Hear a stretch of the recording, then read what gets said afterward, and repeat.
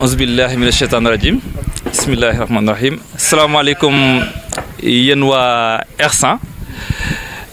ñi ngi kontaan trop am xol bu sedd guy fii ñu nekk tey fii ku ko xam ni mooy capitalu R100 muy kër Alaaji Pathé Soumaré délégué quartier defe naa ni ku ne xam na ko ci Thiès moom mooy délégué quartier bu R102 di ko xam ni moom lañ seet si tey ci turu collectif C31 bi nga xam ni bi campagne bi tàmbalee ba léegi ñi ngi sol seen dàll di def visite de proximité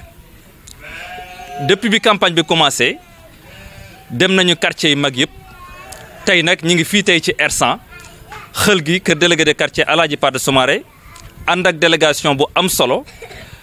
ci sunu njiitu Ibrahima Lo mi nga xam ni mooy coordonnateur bi di ànd ak monsieur Ousmane Mbaye di ànd ak tonton Abdou Yoro Ndiaye ànd ak Virginie Ndione ak man mi nga xam ni man maa yore kaddu C31 tey nag ñi ngi fi fekk délégué de quartier Alaaji Pathé Soumaré ñi ngi fi fekk ay jigéen ñu am jom ñi ngi fi fekk tamit association bi nga xam ni moo tudd Jamais Peur Jamais Peur depuis 11 ans association loo xam ne ñi ngi topp ci ginnaaw ki nga xam ni mooy Mamadou Fall di ko jàppale te ku jàppale Mamadou Fall jàppale nga C31 moo tax bi ñu yëgee ni C31 day jàppale président de la République ñoom nelawatuñu sol nañ seen dàll di jàppale ki nga xam ni mooy C31 pour une réélection du président de la République dès le premier tour au 24 février kon kontaan nañ trop waa R100 ku nekk nag Olof Ndiaye dafa wax ni kuy bay da ngay tàmbalee saw yu tànk moo tax fi ma juddoo fi ma yaroo ñu sol sunu dàll C31 bi gunge ma ñu ne mënuñoo ñàkk a def porte à porte quartier R100 ku ne xam ne ni ginnaaw Médina Fall R100 moo nekk deuxième quartier bi gën a rëy ci Thiès Thiès Est quartier R100 moo fi gën a rëy kon Thiès Est mënoo dugg Thiès Est te ñëwoo R100 te ku gañe R100 mën ngaa gañe Thiès moo tax ñu sol sunu dàll te waxtaan na neex borom këram moo tax ñu njëkkee kër délégué de quartier Alaaji Pathé Soumaré ñu koy ñaanal yàlla mu yàgg fi ànd ak wér di ko ñaanal yàlla ndax man ba ma nekkee xale am 2 ans ba tey maag moom kon mënumaa def dara mënuñoo sumb dara te newuñu jaaruñu ci buntu kër gi muy Alaaji Pathé Soumaré kon loolu lañu amoon ci gàttal ci introduction ñu jox kaddu gi ñi nga xam ne ñoom lañ fekk si ñu sànni ay kaddu ci li nga xam ni moo ñu tax a jóg muy réélection Macky Sall dès le premier tour au 24 février incha allahu rabbi. julli ci yonent bi sallallahu alayhi wa sallam di sama soppe di sama xarit wax ne duudu mi maa ngi koy dalal ak njabootam ak ñi mu àndal ñëpp ndax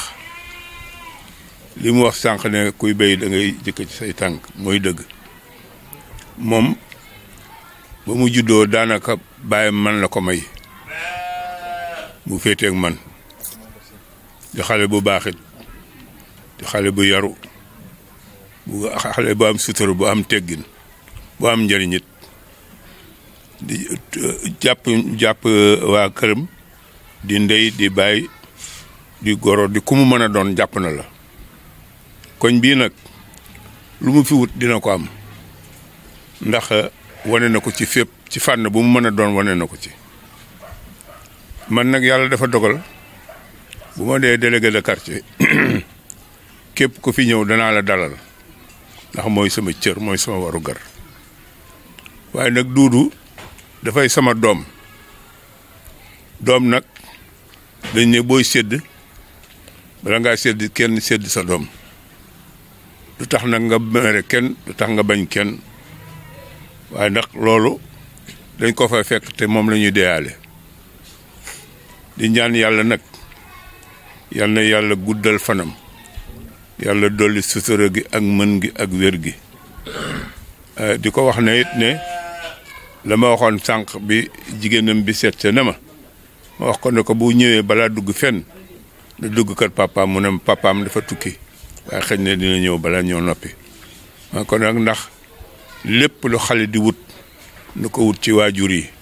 bu waajur yi ne d'accord naa suñu borom d'accord te sama borom lu mu d'accord nga am ko kon nag ci loolu la ne ñu ngi koy gërëm di ko ñaanal yàlla mbooloo mi mu àndalit ñu ngi leen di ñaanal yàlla te li ñuy toppatoo li ñuy doxit yàlla nañ ci am ndam man nag tekki na ma ndax li ma tekki woon mooy xaw naa jaaxle ndax xaw a jaaxle gi dama xamul woon ci lan la ne waaye nag li ma wax ne tekki na ma mooy fa ma bëgg def faa ñëw fekk ma fa ma fekk ko fa it ndax it bu newul woon loolu dinaa jaaxle lool ndax du ma mën a teggi sama kàddu di sànni ko feneen te fu mu ne duma ko fa mën a bàyyi fu mu nekk danaa ko fa fekk kon nag damay ñaan yàlla lii nga xam ne moom la sumb yàlla na ko àggale ci jàmm te muy muuram ak wërsëg ak ku fi mën ne ndax it waa koñ bi lii la ñu bëggoon ndax ñun ay mag lañu dem nañu ba alhamdulilah tubaarkàlla boo yàlla maye na nga am doom joo xam ne fa nga mën a bëggoon a teg sa tànk mënatu ko moo ko fa teg ndax mag mu doxal la ko da ngay sa ñaan yàlla guddal fanam yokk wërsëgam te loolu la sama borom def kon donc ñu ngi sant sama borom bu baax a baax a baax di ñaan nit ñe ko yàlla yàggal ak ñi mu àndal ak képp koo xam ne yaa ngi ci gannaawam wala mu nekk sa gannaaw ci barke Muhammad sallallahu alayhi wa sallam kontaan nañu lool jërë ngeen jëf. na ko ñun daal Duudu daal moom lu mu wax rek moom la ñu wax dëgg yàlla ci koñ bi la nekk baax yaru bëgg ñëpp respecté ñëpp moog seen waa kër magami ak rakkami dëgg yàlla amut ak kenn xaar ma yàlla jàmm rek la am ak ñun kon moom lu mu woote te ñu fekkee ko ba la ñuy dem si keneen ci moom la ñuy njëkkee waaw di ko ñaanal daal li mu sumb daal yàlla na doon li gën ci moom di ñaanal ñëpp jàmm. daa fekk sa dëkk tëggul ndax ñun ak Mamadou Fall yàgg na bientôt 12 ans ñuy ànd te compagnonnage boobu nekk lu rafet ndax nit bësam rek la am ñun jamais peur association la boo xam ne day œuvrer ci social dañuy organiser ay journée investissement humain ay don de sang ay consultation gratuite te saa suñu xewlee yooyu rek daanaka moom mi daanaka lépp luñ ci war a dox pour ñu am appui pour ñu am financement ak yooyu yëpp daanaka moom moo koy dox donc nit bu la amalee njëriñ en retour war nga ko amal njëriñ te dañuy wax naan ñun de en tout cas ñun jeunes jamais peur ñun ñu ngi ci ginnaaw Mamadou Fall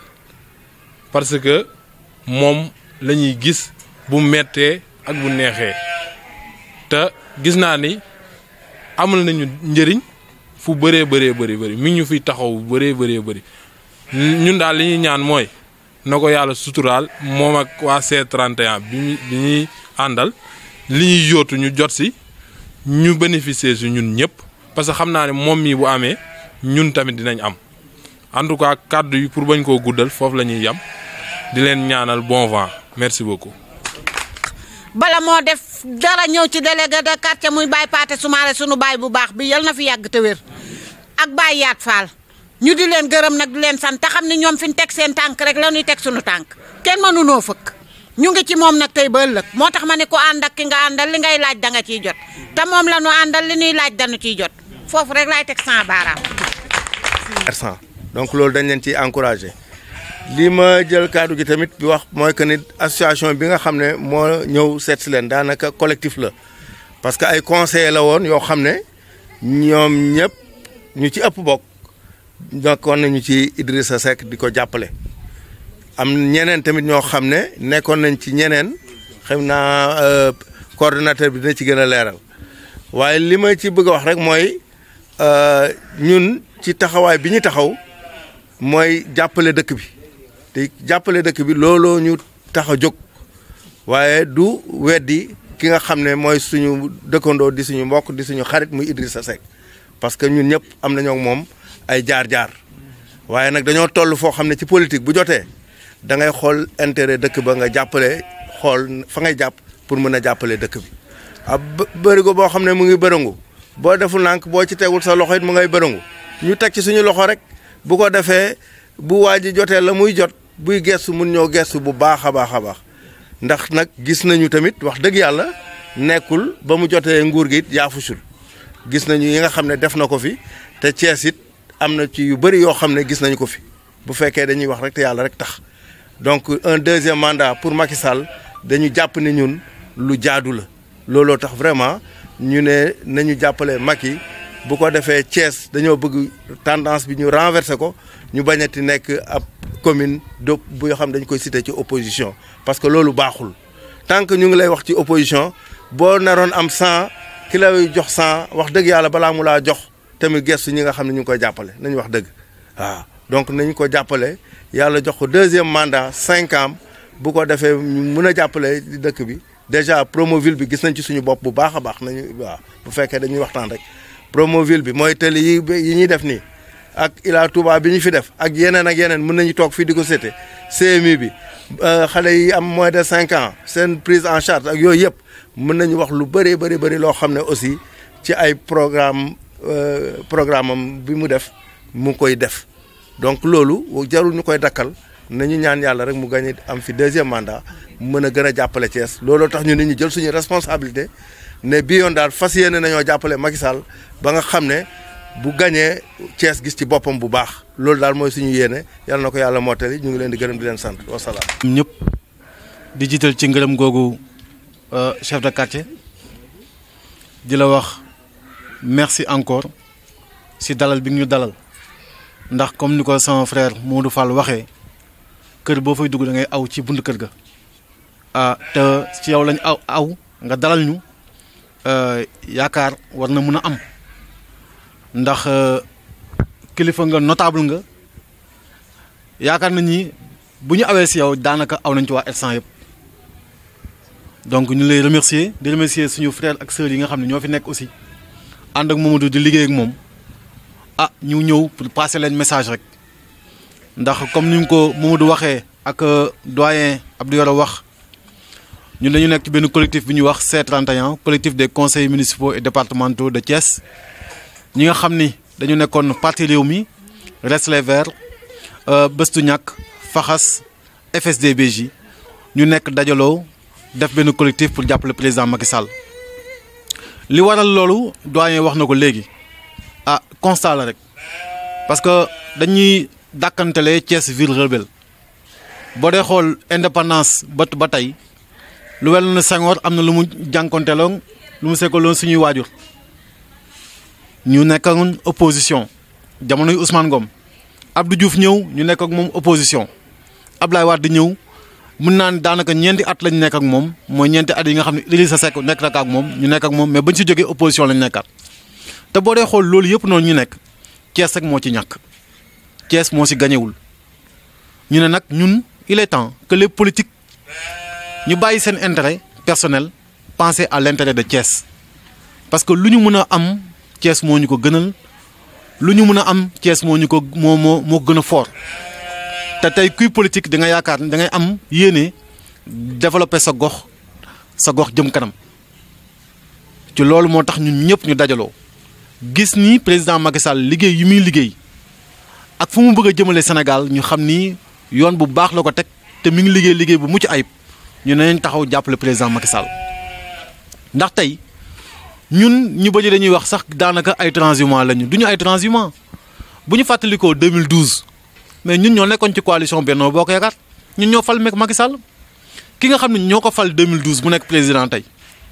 bu ñu gisee muy liggéey yoon la waat ñun ñu taxawaat takkuwaat taxaw pour fal ko pour mu gagné yore réew mi jàppale waa Thiès gis seen bopp. beneen message bu mooy lancé rek à l'endroit de tous les Sénégalais à l'endroit particulièrement des Thiessois ko wax ni campagne électorale nañ nekk dañu bëgg campagne yu jàmm ak salaam ndax ñun ci jàmm rek la ñuy dox ci salaam rek la ñuy dox Sénégal benn réew la kenn mënu ko xar ñaar élection yi nañ ci am ak dal te éviter lenn les intérêts personnels yi nga xam ne certains candidats moo leen tax a jóg ba ñu dem élection présidentielle mu bañ ci xëcc Sénégalais yi yóbbu leen ci ndax intérêt Sénégal taxu leen jóg candidat yëpp boo leen dee xool ñëpp nag kii dañoo tëj doomam mu jóg di xeex président Macky Sall kii dafa jël alalu réew mi mu jóg di xeex Macky Sall kii dañ ko dàq ci fonction publique mu jóg di xeex Macky Sall kenn jógul taxaw di wax intérêt Sénégal na Sénégalais yeew président Macky Sall mi ngi liggéeyal Sénégal président Macky Sall c'est le seul président boo nga xam ni premier mandat am 7 ans daf ci def réalisation bi président Abdoulaye Wade bu ñu génn deuxième mandat am la defoon réalisation yi nañu taxaw xippi suñu bët te bañ ku ñu nax bañ ku ñuy xëcc ci loo xam ni jëmalul réew mi kanam ñu jàpp taxaw ñun ñëpp jàpp le président Macky Sall jox ko un second mandat dès le premier tour pour que Sénégal mën a jëm kanam ndax réew mi stabilité lañ fi bëgg jàmm lañ fi bëgg pour que réew mi jëm kanam message boobu laa am pour lancer ko à l'endroit des Thiessois à la population de Hersent et à la population sénégalaise toute entière que nañu vigilant xam fu ñuy teg suñu tànk Sénégal nag dama koy wax toujours folli lañ mën mais xamuñu fal erreur bu mu ñu dalaat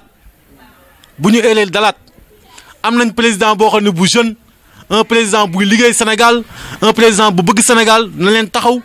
takku jàppale ko Sénégal jëm kanam Thiès jëm kanam jàmm am si réew mi maa ngi leen gërëm di leen sant wasalaam. Donc nous sommes ici à Hersent 2 dans le cadre de nos visites de proximité initiées par le C31 collectif des conseils départementaux et municipaux de Rewmi et partis alliés. Depuis le début de la campagne, nous avons entamé des visites de proximité pour convaincre les populations thiessoises pour vraiment une mobilisation générale pour une réélection massive du président de la République dès le premier tour au 24 février 2019. Depuis le début de la campagne, on a entamé des visites de proximité. Et aujourd'hui, c'est Hersent à l'honneur. Nous avons visité le délégué de quartier Aladji Pathé Soumaré qui nous a accueillis et vraiment qui nous a rassurés et vraiment qui est avec nous. Et nous avons aussi visité une grande association dénommée Jamais Peur, constituée de 3 générations qui depuis 12 ans font vraiment de bonnes œuvres, des œuvres caritatives vraiment pour le développement de Hersent. Et donc ces jeunes-là sont avec nous depuis ce matin, depuis cet après-midi, où nous avons entamé des porte-à-porte pour sensibiliser vraiment la population hersentoise. Donc je suis avec une forte délégation dirigée par le coordinateur du C31 Ibrahima Lo, avec M. Ousmane Mbaye, Mme Virginie Ndione et M. Abdou Yoro Ndiaye. Et les autres sont à Randoulène, à Fayou, et etc. Et aujourd'hui, nous sommes à Hersent 2 pour convaincre, vraiment pour essayer vraiment de convaincre la population hersentoise pour qu'ils puissent voter massivement le 24 février 2019 pour une réélection massive du président de la République dès le premier tour.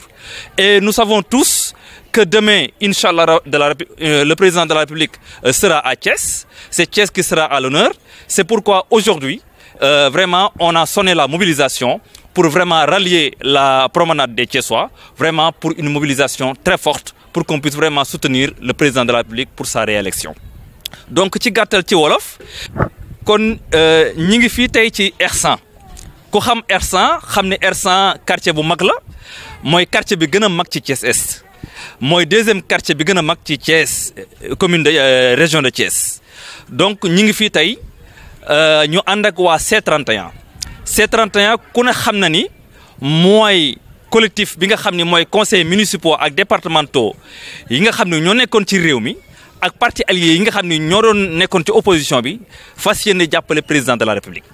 bi campagne bi dooree ba léegi nelawatuñu aj nañ suñuy lal tëj nañ suñuy bunt ñi ngi def lu ñu noppee porte à porte semaine yii yëpp ñi ngi woon Dioum ñi ngi woon Thiali ñi ngi woon HLM Route de Dakar tey nag Hersent moo aye. Hersent ku ne xam na ni dëkk la boo xam ni délégué quartier bi nga xam ne moo fi gën a mag muy Aladji Pathé Soumaré moo ñu dalal tey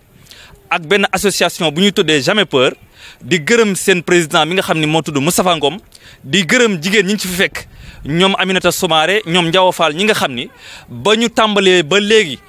nelawuñu ñi ngi ànd ak C31 di ànd ak ñoom di leen gunge di gërëm tamit ñi nga xam ne ñoom laa àndal tey ci porte à porte bi tàmbalee ko ci Ibrahima Lo teg ci Virginie Ndione Ousmane Mbaye ak doyen Abdoulaye Ndiaye ku ne xam na ni C31 ay nit ñu digne ñoo ko moom ñoo ko bokk ay nit ñu responsable ay nit ñu engagé pour la réélection du président de la République dès le premier tour au 24 février incha allah moo tax ku ne xam na ni xumb-xumb meeting ak puukare gañewul élection moo tax ñun suñu stratégie mooy sol suñu dàll fëgg buntu kër yi yee nit ñi wax leen programme mu Macky Sall ku ne xam ne ni Macky Sall comme ni ma ko waxee woon njum ni leen Macky Sall programme rek mën na ko réélire waaye tamit li yonent bi sallallahu alayhi wasallam di wax fàttali dana jëriñ doomu aadama moo tax ñuy fàttali réalisation yi Macky Sall def réalisation yi ku ne xam ne ni Promoville développé na Thiès ku ne xam ne ni cheminots yi président de la République indemnisé na leen te loolu lépp C31 bi moo si doon bay seen tànk moo si doon ñaax ba président jël engagement kon ngàcca ngalaama C31 dina jël engagement réélire président dès le premier tour au 24 février jërë ngeen jëf